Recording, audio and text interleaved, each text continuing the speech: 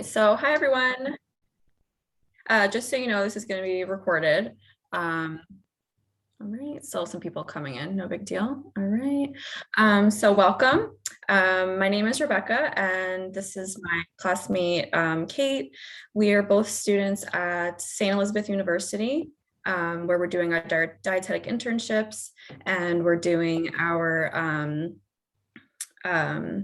master's program as well. So it's a combined program. So this is part of our dietetic internship hours. So we put together this presentation for you guys about intuitive eating. We put a lot of work into this. We're really excited to share all this information with you. During the presentation, if you have any questions, feel free to put them in the chat, and then we can get to everything at the end. So feel free to do that. And I hope you enjoy the presentation. So let's get started. So these are the topics we're going to cover today. We're going to go over debunking diet culture. We're going to do science of weight management. We'll get into the intuitive eating, and then we'll leave you guys with an eating journal activity, which you can take home with you and download it.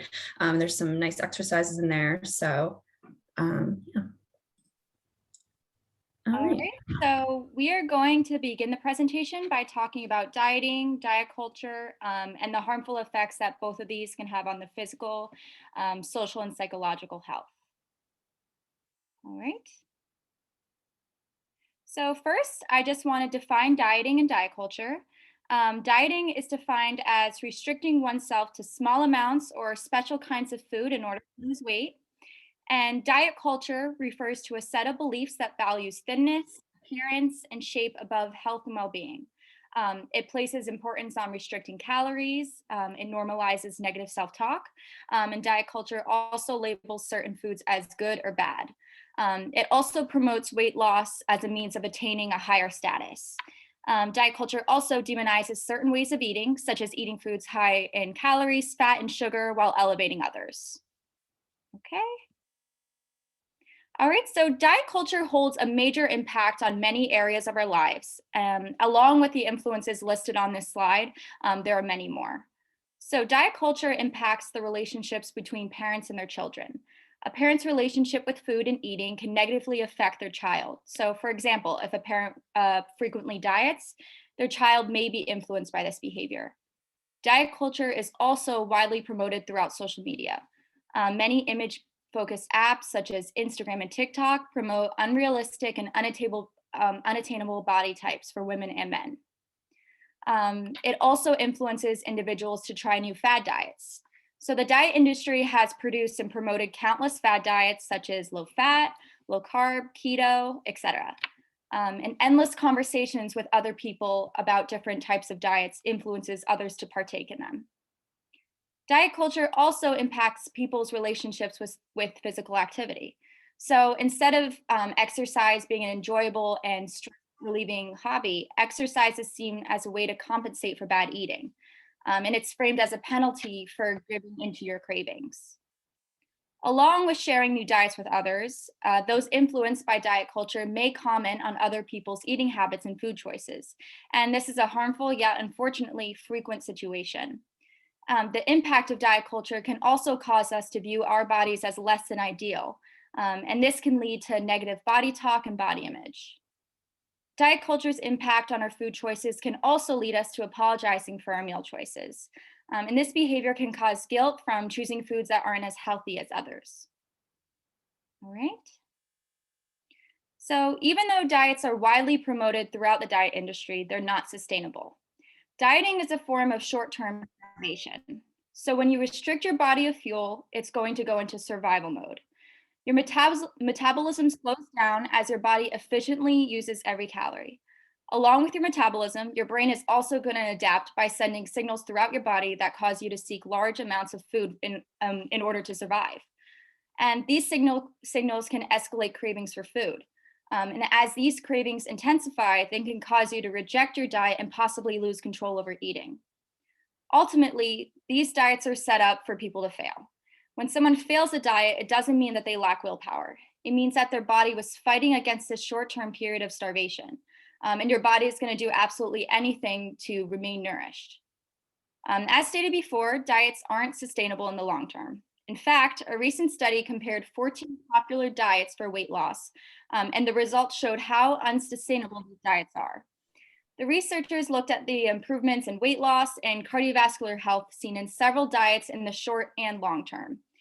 In the short term, some diets such as low carb, low fat, and Atkins showed improvement for weight status, blood pressure, and cholesterol levels among the participants. But after 12 months, the weight loss seen diminished and the cardiovascular benefits also disappeared. So these results just highlight that diets may show some favorable results in the short term, but they are not sustainable. Okay. So there are countless negative side effects associated with dieting, and here are just a few. Dieting can lead to guilt and obsession over food. So when a dieter gives into their cravings and consumes food that they label as forbidden, they're going to feel guilt. And restrictive eaters have also been shown to be more cognitively concerned with food and their weight. Dieting can also lead to social withdrawal. So it can cause people to choose their diet over engaging in social situations, such as going out to dinner with friends. Chronic dieters avoid social situations due to the fear that they're not going to be able to control themselves and their cravings. And human connection and socialization is a big part of our health, and dieting can really damage this major area in our lives. Dieting can also harm body image. A recent study has shown that chronic dieters possess lower satisfaction in their body in comparison to people who don't diet. And another study has found that students who frequently dieted were more likely to be dissatisfied with their body image. In fact, students who dieted to lose weight had a twofold higher prevalence of body dissatisfaction in comparison to those who didn't diet. And then finally, as stated before, dieting can cause the metabolism to slow down. A recent study showed the effects of dieting on the metabolism. And this study focused on former Biggest Loser contestants who lost weight quickly during this competition by restricting themselves to fuel and engaging in very intense exercise. And this was a pretty popular show, and the researchers followed the contestants over 6 years. And after 6 years, the metabolisms of the participants were still blunted by the drastic weight loss that occurred during the competition, even after gaining weight. So even though the participants gained weight in the years following the competition, their metabolisms were still affected. So these negative changes to the body and mind and many more highlight the harmful impact that dieting can have on an individual. If you guys have any questions about this, you can go ahead and type it in the chat and I'll get back to you. And Rebecca's going to take it away and she's going to start talking about the science of weight management. Awesome. So like she said, we're going to talk about the science of weight management in this section. And our overall goal here is to show you just how complex weight management is and all the factors that go into weight. So first we want to describe what defines weight status. Health professionals have been using body mass index or BMI as an indicator of weight status since the 1830s. BMI is an equation that takes your weight in kilograms and is divided by your height in meters squared. And BMI is correlated with body fatness and disease risk, but it does not account for your body fat percentage, your lean body mass, or your fat distribution, which are also all really important factors when it comes to disease risk and health. So these are the categories of weight status and the numerical value that BMI puts on those statuses. And then we just wanted to list some weight statistics here. So obesity has almost tripled since 1975. In 2016, more than 1.9 billion adults 18 years and older were overweight. Of these, over 650 million people were obese. And 39 million children under the age of 5 were overweight or obese in 2020. Right. So when we talk about weight management, we tend to think that we simply need to eat less and exercise more, which is partially true, but we also need to take into account all of these other factors that I have here on the screen. Individual behaviors is only one part of this equation. So we have environmental factors, socioeconomic factors, diet culture, as we discussed earlier, and even food production trends have an impact on our weight. So our weight's not only determined by our willpower to eat healthy and exercise, we have to consider our economic situation, our surrounding environment, what food is available to us, our genetic makeup. So there's a lot of factors that go into weight management. So to begin, we just wanted to give a little lesson about energy balance. So yes, weight fluctuates based on calories consumed versus calories burned. However, biologically, this formula is not that simple. Once we gain weight, there are multiple changes that take place that make it extremely difficult to get back to a healthy weight. So as an overview, there are two hormones that primarily regulate appetite and energy balance, which are leptin and ghrelin. So ghrelin is the hormone that makes us feel hungry and initiates us to eat, to find food. And then leptin is the hormone that suppresses appetite, and that's the one we want to focus on here because since it's mostly produced by adipose tissue, we find higher levels of leptin in those with higher body fat percentage and BMI.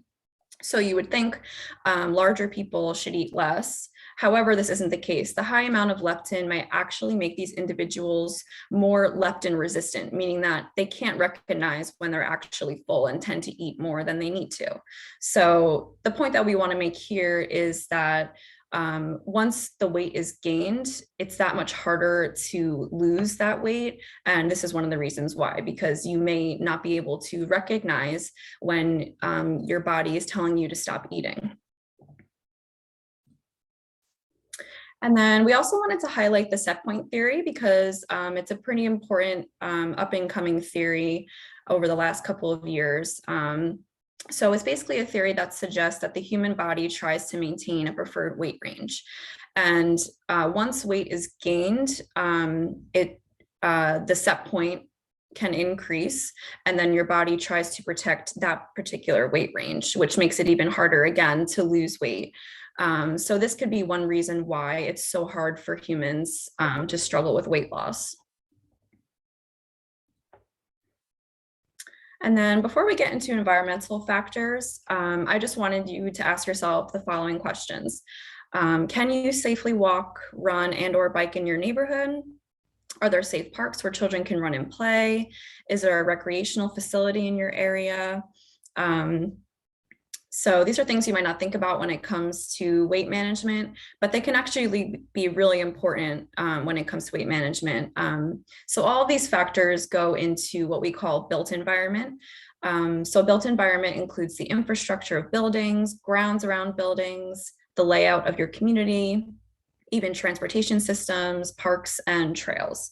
So if you have a built environment that allows you to go outside and walk and run and take your kids to a park and burn off some energy, you're more likely to be more physically active. And vice versa, where if you don't have access to those resources, then you're less likely to be physically active. So this consequentially has an impact on weight management and weight-related diseases. Right. And then another factor that contributes to weight management is socioeconomics. So you can ask yourself questions like, do you have access to stores that provide fresh fruits and vegetables? Can you afford to buy those healthy foods? Or do you tend to buy your primary source of food at bodegas, convenience stores, and fast food restaurants? So all these go into what we call food insecurity, which is defined as the disruption of food intake or quality of food due to low income or other resources.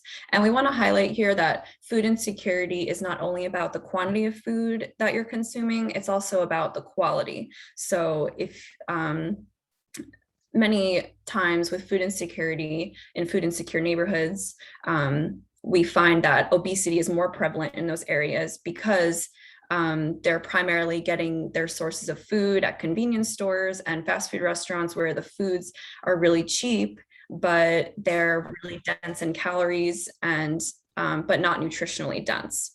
So that's where the quality comes into it. So you have to consider that, what do you have access to in your community and with your economic situation? So then we just had some food insecurity statistics here. 10.5% of Americans were food insecure in 2019. 34.9% of those in poverty are food insecure, which is a really large portion. So food insecurity is very prevalent in those in poverty. And those who experience food insecurity are at a higher risk of obesity and obesity-related diseases. Okay, so this is a clip that we want to show you. It's about 8 minutes. It's a really great documentary. It's called Weight of the Nation. If you've never seen it, it's free on YouTube, so feel free to look this up afterwards and watch it. It's really worth watching. But we just wanted to highlight how changes in agriculture and food production trends have influenced our weight.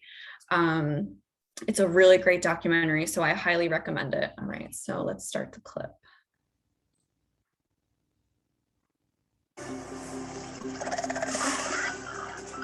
We're wired, we're sort of adapted to get really excited about things that are sweet and contain a lot of fat.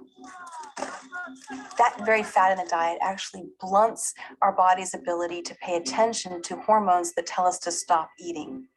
Back in the day, when there wasn't a lot of food available to us and we were presented with a large animal, we needed to consume as much of it as we possibly could over a short period of time. Because we didn't have refrigeration, the product would go rancid. We couldn't have the brain saying, after we had a couple of bites, you're full, step away from the carcass, you need to stop eating. We had to override those signals. And if you ate those foods, you were more likely to survive, not just in the short term, but in the long term, in the times when food was more scarce. That created an evolutionary pressure for the development of certain brain reward circuitry. I'm at the beginning of civilization. I find a banana, I've never eaten it, I eat it. And there is this sweetness, this extraordinary pleasure. Immediately my brain learns a type of learning that will lead me the next time, just with one exposure, that I see that yellow color, immediately desire it.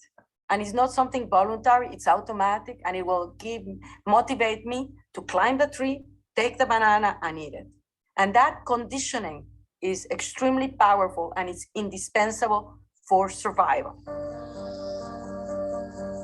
The human biology by 10,000 years ago was finely tuned to living within a hunter-gatherer environment. Eventually, the foraging diet can no longer support the populations we have, and we have to shift to an entirely new strategy. We can no longer forage food, we have to start producing it. We have to become farmers. When agriculture started to appear, villages and settlements came along with it.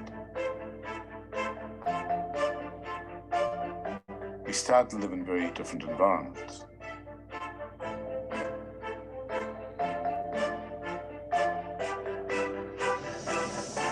At the end of the 19th century, the United States is really at this turning point where our population's growing. We've got to make some decisions about food security. What's our approach to food going to be? And then in a blink of an eye, something huge happened. And that thing was that we got modern agriculture.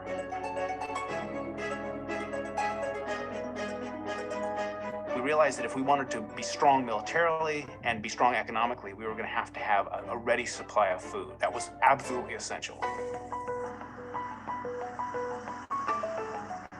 By the early 20th century, there's this full court press by the federal government to industrialize food to the point where we can produce cheap food. And it's everything from subsidizing farmers to heavily promoting research. And what this allows the United States to do, faster than any other country, is to raise our per acre yields. We were able to, for example, double the number of bushels of corn from 1930 to 1940. So now we find ourselves with a great abundance of grain. So the next question is, what do we do with all this? We're exporting a great deal of it to overseas markets. At the same time, we found that we could fatten up our animals much faster when we fed them on grain. We wanted to keep food prices very cheap, and we wanted to keep prices stable. And so we built this entire food economy from the ground up, very specifically targeting this notion of surplus. In the last 100 years, we have industrialized our food supply. So you have this change in our approach to food, but there are other changes that were sort of going on in parallel. The same technological advances that were allowing us to produce more food more cheaply were changing other parts of our life.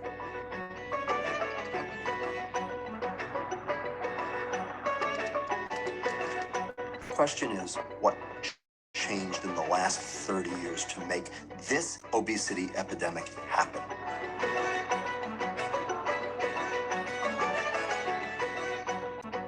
The communities that we live in have changed and have become car dependent. We don't walk, we don't bike, and it's cut off hundreds of calories of physical activity.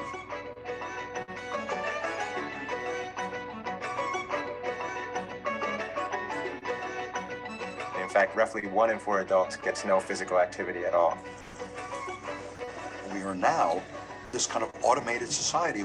All of our modern day developments have been labor saving. We've engineered physical activity out of our everyday lives. Our work as adults has been increasingly sedentary.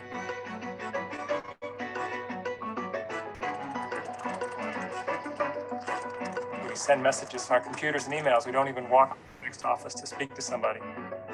Screen time has just skyrocketed. People have multiple screens in their lives in addition to the television.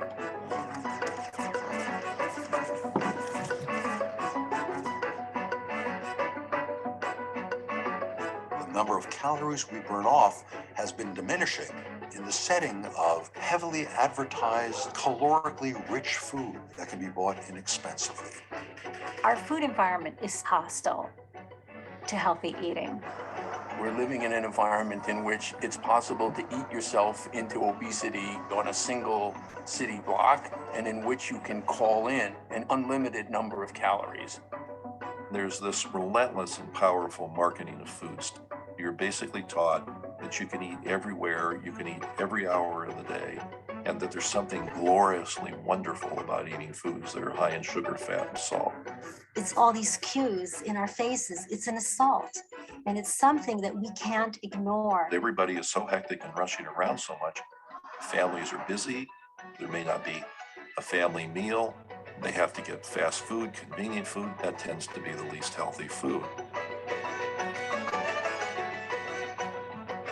Roughly 55% of food expenditures today go towards food consumed outside of the home. Restaurant portions are maybe 2 to 5 times what we need. Research shows that when people are served more, they eat more. Portion sizes have gone up across so many categories of food.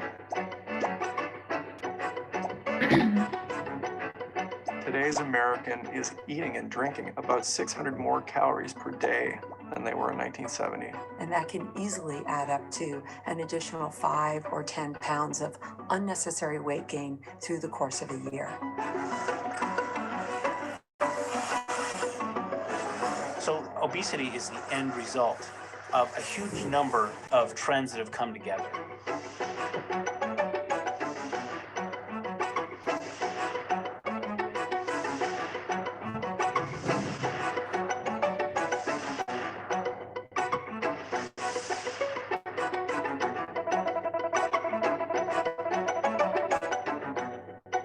The lifestyle that we have adopted has led to... Right. So the point of that clip was not to make you feel bad in any way if you don't walk to work or if you drive your kids to school or if you eat fast food. In fact, you'll see through intuitive eating, we actually encourage it. But we really just want to convey that our nation sort of encourages, weight gain. And, just to say, give yourself a break, everything is working against you here. So that's kind of the message that we wanted to convey with that. Oops, sorry.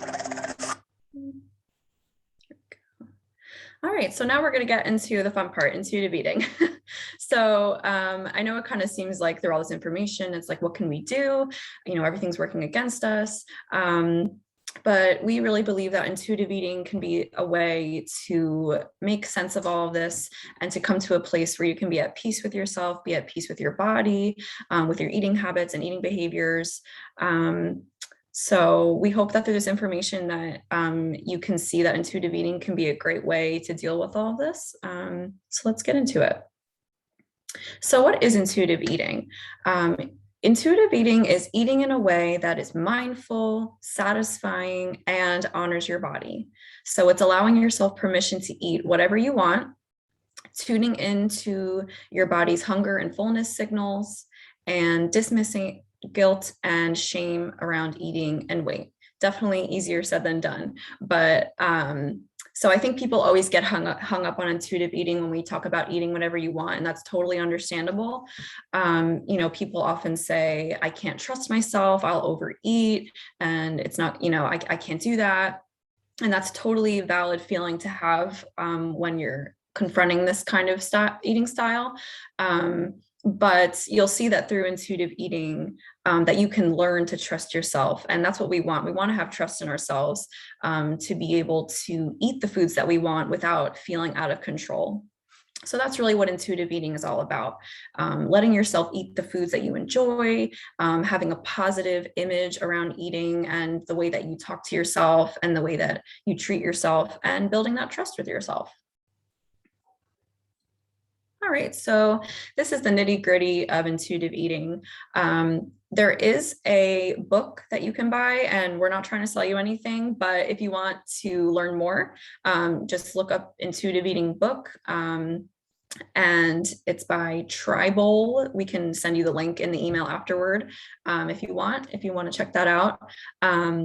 It's a really great book, and it gets into basically every chapter is one of these 10 principles, and it really goes into it and teaches you how to adopt this lifestyle. So we're just going to give you the overview of all the principles. So the first principle is rejecting the diet mentality. So this means removing all influences of diet culture from your life, including magazines, Instagram influencers, diet books, programs, things like that. And as we talked about, diet culture prevents you from being free to rediscover intuitive eating. Diet culture prevents you from being in touch with, your own body and how your own body works. So we don't mean, you can't read a magazine again, you can't be on Instagram, but, just being aware that those things have big influences on you and not allowing them to have an impact on your eating behavior or your image toward yourself. Okay, and then the second one is honoring your hunger. So this is keeping your body biologically fed with adequate amounts of energy. And it also includes listening to internal cues of hunger and satiety, rebuilding trust in yourself, and with food by listening to internal cues.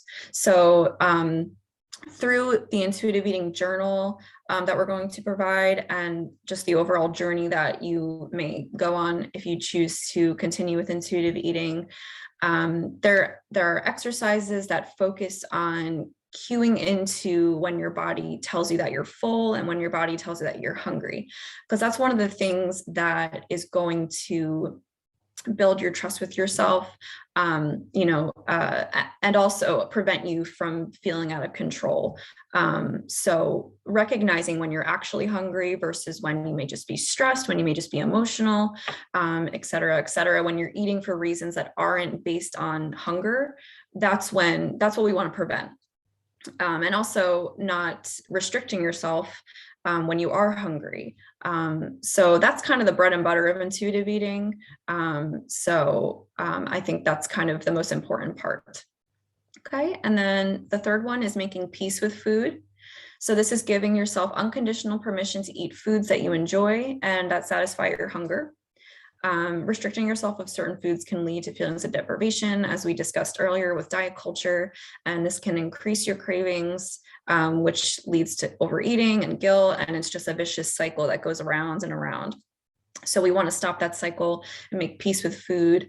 Allow yourself to eat the foods that you enjoy, really sit and fully enjoy it mindfully in order to get that satisfaction, rather than feeling guilty about it and then just kind of going into an uncontrollable cycle. Okay, and then the fourth one is called challenging the food police. So this is dismissing the idea that there's good foods and bad foods. So saying no to these thoughts that declare what you should and shouldn't eat. And these thoughts are driven by standards and values of diet culture. Even as, dietetic students and dietitians that I've met with and talked with, it's easy for a dietitian to say that this food is bad and you shouldn't eat I don't know, bacon, that was such like a forbidden food, like nationally for a really long time. And I think labeling foods as bad makes it a punishment when you actually do want to eat it and enjoy it. And it's not a punishment. It's okay if you want to eat bacon or whatever it is that you want to eat. And allowing yourself to eat those foods is going to take away that forbidden factor and kind of say, okay, like it is good, it is good and it is satisfying, but it's not like this, otherworldly thing that you're building it up to be because you're making it forbidden. All right. And then the fifth one is discover the satisfaction factor, eating foods that you find pleasurable and allowing you to be satisfied and content. Kind of this similar to the last one, but more about the mindfulness around eating, sitting down and being distraction free and really enjoying your food. Okay. And the sixth one, feel your fullness. So this focuses on listening to your fullness cues, observing the signs that you're comfortably full, pausing in the middle of eating and asking yourself how the food tastes and what your current hunger level is, things like that. Things that we kind of dismiss now when we're so busy and we don't have time to think about that. And we tend to overeat, with that kind of mindset. So you may find through these exercises that you eat less and without feeling deprived. So. Right. And then coping with your emotions with kindness. So this is separating emotions from eating, which personally for me is one of the biggest things I struggle with. I definitely am an emotional eater. I like to eat when I'm stressed. I like to eat when I'm bored. I even like to eat when I'm happy, like when I'm with family and you're celebrating, you might tend to overeat. I know I definitely do. So trying to separate your emotions from your eating. So food may comfort or distract you in the short term, but it won't solve your problems. So finding some ways to comfort, nurture, and resolve your issues that don't involve food. So intuitive eating is kind of almost a big picture thing. So you may have some kind of emotional trauma or emotional issue that you're trying to deal with, and you're using food, which I personally have done and do. And it's something I'm trying to deal with personally. So it's definitely normal. And but this can help you kind of deal with that emotional trauma as well and kind of open up, some of that stuff that's going on behind the scenes. Okay. And then number 8 is respect your body. So this is accepting your genes, accepting that everybody is different, and that everybody's body type is different. And this is really important because, through intuitive eating, even in the book, I've read the book personally, and in the beginning, they kind of encourage you to eat foods that you wouldn't normally eat. And they do warn you and say, you may gain a couple of pounds through this process, but it's important to still go through those steps. So accepting your genes and accepting that everybody is different. It's important to accept that your body at the level that you want to, that you're comfortable eating and that you're comfortable with, given all of the other principles, your body might be at a higher weight than you previously had thought you wanted to be at according to society's standards. So it's important to keep that in mind as well. And that's kind of what that principle focuses on. Right. And then number 9 focuses on movement, physical activity, choosing exercises that you enjoy and makes your body feel good versus things, doing physical activity just to burn calories, doing physical activity to, deserve food, which as we want you to know, and as we know, is not the way that we want to think about food. Food is not a reward for being good. Food is not a reward for exercise. Food is something that everybody needs, regardless of how you're feeling or what you're doing. So in the same way, we want to honor our body by exercising, but doing things that we actually enjoy and not doing things for the purpose of, rewarding ourselves or being good, quote unquote. Right. And then the last one is honoring your health with gentle nutrition. So choosing foods that honor your health and taste buds and make you feel good. And, one meal or snack doesn't matter. And what you eat over time matters. And so it's progress, not perfection.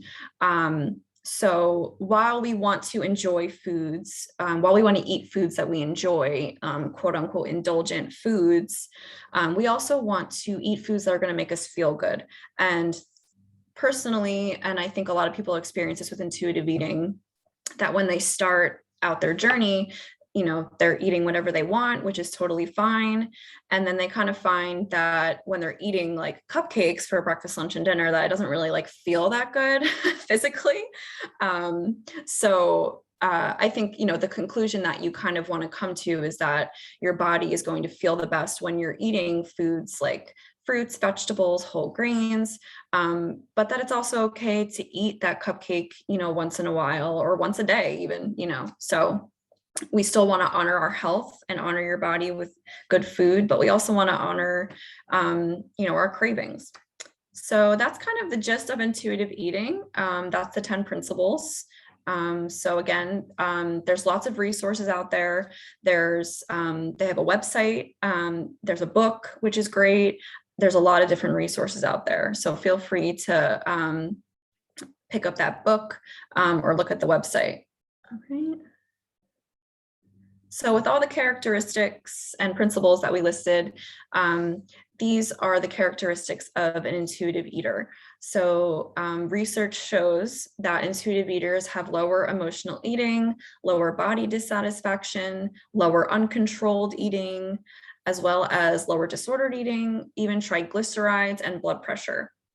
And that's all without weight loss necessarily, just people that are intuitive eaters. And intuitive eaters also have higher self-esteem, body appreciation, and acceptance. They have a higher variety of foods consumed, a higher pleasure from eating, life satisfaction, and even a higher HDL cholesterol, which is what we call the good cholesterol in the nutrition world. Okay. And then these are the benefits of intuitive eating that we've found through our research and research studies. So research has found both physical and psychological benefits associated with intuitive eating. So it's associated with less disordered eating, less dieting practices, a better positive body image, and positive emotional functioning.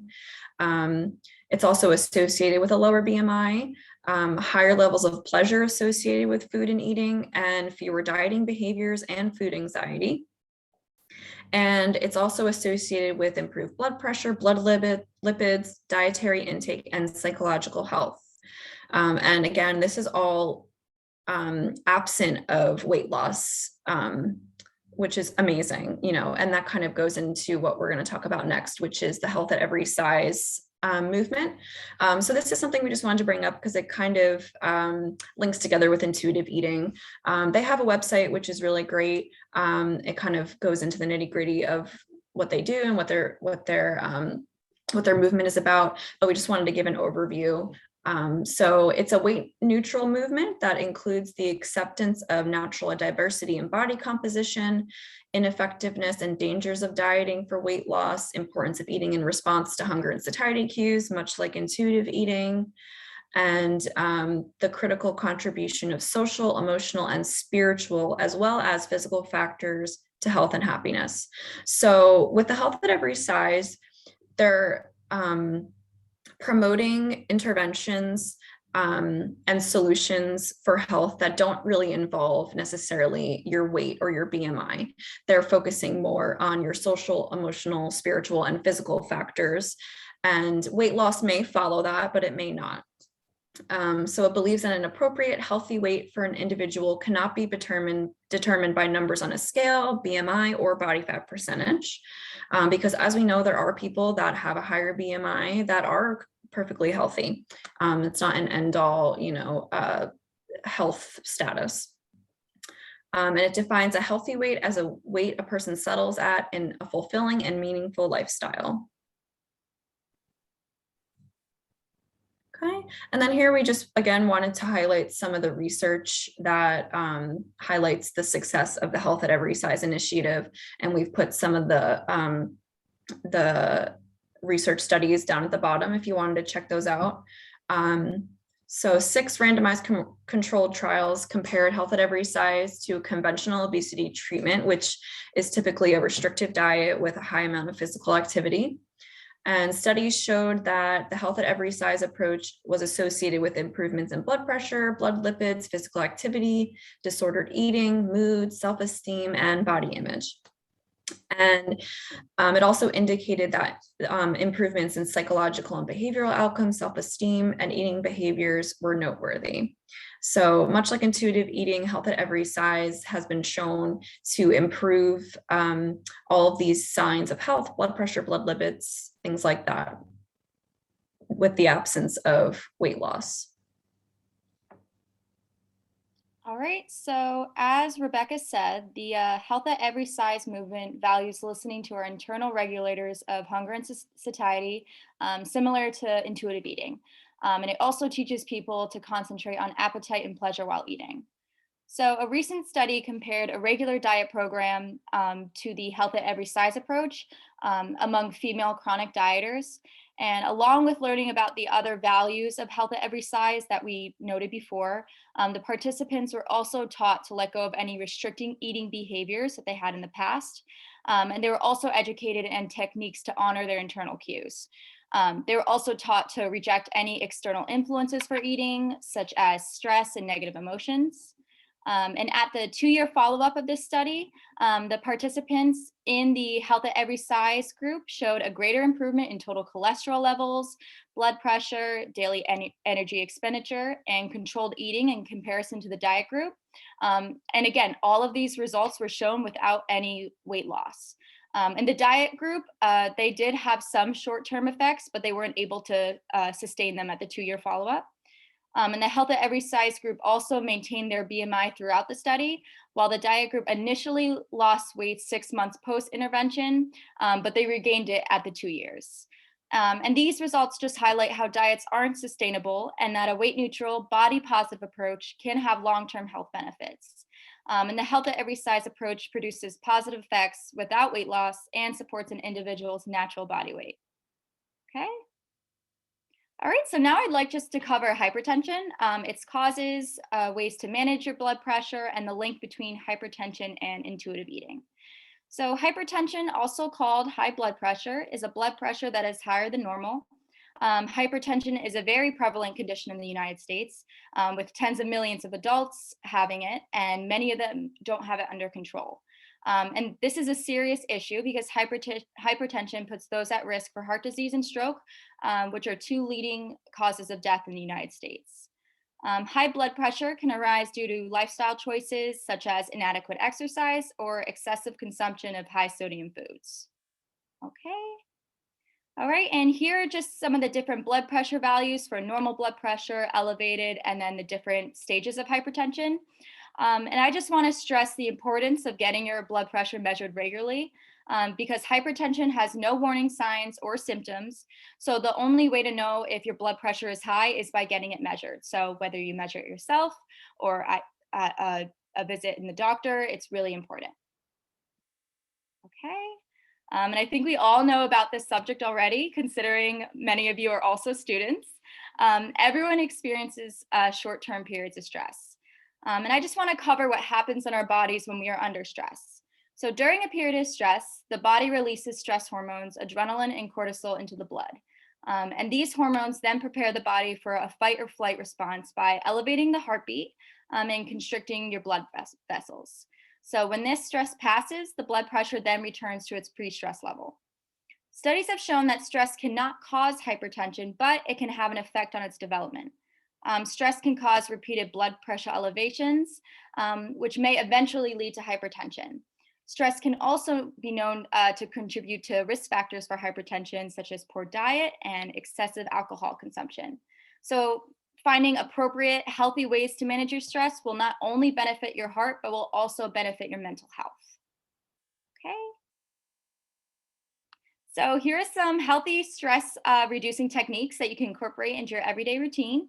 So the first technique is positive self-talk, and this is definitely something that I struggle with personally because I can be very hard on myself. But positive self-talk is a healthy way to manage your stress by helping you to calm down. And negative self-talk is also known to cause stress. So by simply changing negative thoughts and phrases into positive ones, you can manage your stress.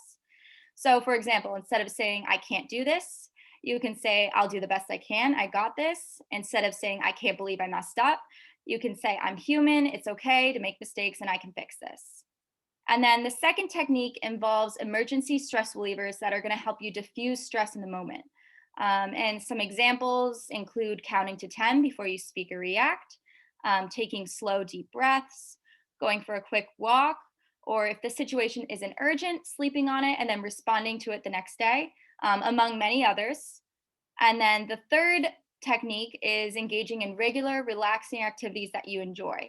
So we just want to stress finding the pleasure in simple things.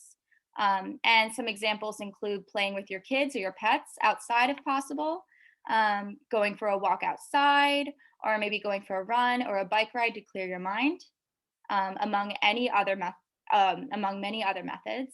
And then incorporating these simple and mostly free techniques into your everyday life will positively impact your stress levels and your mental health. And as we know, life can get very busy, but prioritizing and taking care of your mental health is imperative. Okay. So along with honoring your psychological health, honoring your physical health is also important in order to manage your blood pressure. So intuitive eating supports eating a large variety of foods that make you feel good. And eating a variety of foods ensures that you're consuming enough of the essential nutrients, while also giving yourself permission to eat the foods that you find enjoyable and satisfying. So some examples of food that honor the health of your heart include a wide variety of fruits and vegetables, such as spinach, carrots, apples, bananas, whole grain products, such as whole grain bread, oatmeal, and brown rice, proteins such as legumes, nuts, fish, and seafood, lean meats, and low-fat or non-fat dairy products, and then liquid non-tropical vegetable oils, such as olive oil, avocado oil, and canola oil. Okay. All right, so we're just going to finish up this section by discussing the link between intuitive eating and heart health. Research has indicated that intuitive eating behaviors have been shown to be protective against hypertension, and evidence from several studies have concluded that intuitive eating is associated with healthy blood pressure levels. So higher adherence to intuitive eating has also been shown to be associated with improved cardiovascular health. So one study examined college-age girls and evaluated the relationship between intuitive eating and various health indicators. And levels of intuitive eating were assessed for each girl by using an intuitive eating scale. And the results of this study showed that the girls who had higher scores on the scale, so who had higher levels of intuitive eating, had superior blood lipid profiles in comparison to those who had low scores. So the girls with higher scores had high levels of HDL cholesterol or good cholesterol and low levels of triglycerides. So these results just indicate that higher adherence to intuitive eating and incorporating these behaviors into your life can be protective against the development of hypertension and can decrease one's risk for cardiovascular disease. All right. Okay, so we're just gonna wrap everything up, talk about, or just cover a few things that we talked about, and also give you some take-home points. All right, so diet culture has a powerful influence on our everyday lives and has promised consumers success with the adoption of various diets, yet, as we know, these results are not sustainable. The body's natural response to these diets, such as intense cravings and the blunting of the metabolism, ultimately leads the diet to failure.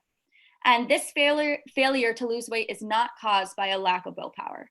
Many factors go into one's weight status, such as their genetic makeup, their environment, diet culture, socioeconomic status, etc. And many of these factors also influence our food intake. Intuitive eating supports the removal of these external factors associated with eating, such as negative emotions and stress, and promotes focusing on the internal regulators of appetite. Okay. So as we know, adoption of intuitive eating has been proven to be protective of both the physical and psychological health. And it's also been shown to be protective against hypertension and the risk for cardiovascular disease. So this weight neutral approach supports rejecting diet culture mentality and accepting your genetic makeup, similar to the Health at Every Size movement. And we just want to give you guys some take home points. Number one, listen to your body. Number two, honor both your physical and psychological health and manage your stress in simple, healthy ways. Eat a variety of foods that satisfy you and make you feel good. Accept and respect your genetic makeup, and find different ways to get active that you enjoy, because physical activity should be enjoyable and rewarding. All right, and now Rebecca is just going to go over a couple tips to get started. All right, so we just want to encourage you to do your own research, look at online resources, the intuitive eating book, and journal articles that involve intuitive eating. There's a lot of resources out there, and I know Dina put some in the chat if you want to check those out, and we'll also send you some resources with the follow-up email. We also encourage you to try a mindful eating exercise, which kind of ties in with the third one. So we actually developed an intuitive eating journal, which we advertised with this event. So we'll be sending you a download. It's a PDF, and it just has some exercises that you can follow that involve intuitive eating and mindful eating, and just kind of get it a jump start on ways to incorporate this into your everyday life. And it's a really great way to get started. And things like eating down and focusing on your food. There's a lot of really great exercise in there. I really encourage you to try it out. And then you could develop a couple of goals for yourself, whether, not necessarily a weight goal, but maybe an intuitive eating goal, such as like, I want to try a mindful eating exercise once a week. I want to finish this intuitive eating journal this week, et cetera, et cetera. All right, so this is our contact information. If you guys have any questions, feel free to email, message us on Instagram. If you guys have any questions, we can address those now. If anyone has any thoughts or opinions about anything, feel free to share those now.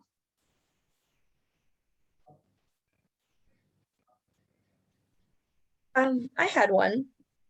Yeah, go ahead. Hi, Shelby. So, hey, I am a therapist, and so I really love hearing about mindfulness, but I kind of wanted to go ahead and broach the subject that, especially with this being a intervention to work like with people as well as with ourselves, I kind of wanted to, pick your brains of how you guys explore this in a way that isn't just going to get mixed up as a new diet to try or things like that.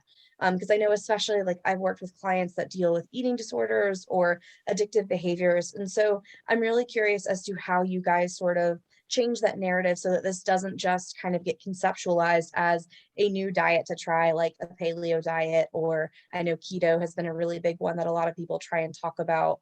So I was just kind of curious about how you guys sort of work with that. Yeah, absolutely. That is such a great question and point to bring up, because a lot of people can kind of hear about intuitive eating and just say, oh, that's just another diet. Like, I don't feel like, whatever.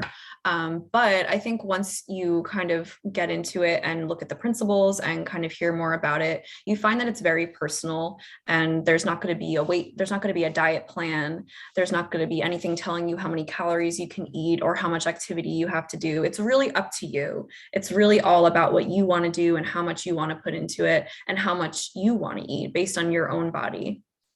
So I think that kind of differentiates it. And as far as conveying that to people, even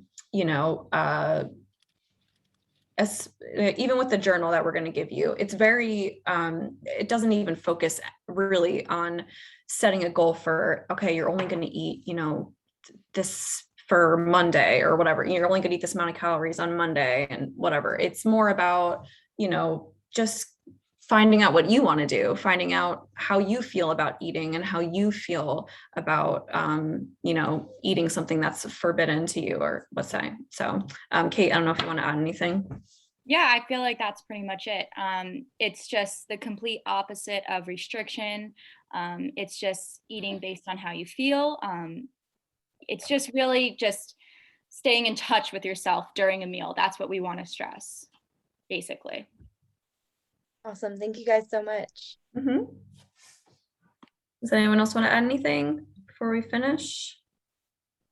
I did. I wanted to chime in with something. Hi, everybody. First of all, thank you so much for this very informative and educational webinar. I'm really excited to see it come together.